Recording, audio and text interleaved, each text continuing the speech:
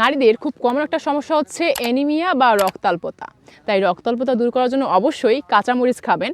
কাঁচামরিচে রয়েছে প্রচুর পরিমাণে আয়রন, যা রক্তের হিমোগ্লোবিন বাড়াতে খুব ভালো কাজ করে থাকে। অনেকে বলেন গরমের সময় কাঁচামরিচ খেলে শরীর গরম হয়ে যায়, কিন্তু না, কাঁচামরিচ আসলে আমাদের শরীর শীতল করে। তাই গরমের সময় মশলাদার খাবার না খেলেও কাঁচামরিচ খেতে পারেন। এছাড়াও কাঁচামরিচে রয়েছে প্রচুর পরিমাণে ভিটামিন সি, যা আমাদের রোগ প্রতিরোধ ক্ষমতা বাড়ায়। এছাড়াও কাঁচামরিচে থাকা ভিটামিন সি আমাদের চুল পড়া রোধ করে এবং চুল ঘন করতে সাহায্য করে।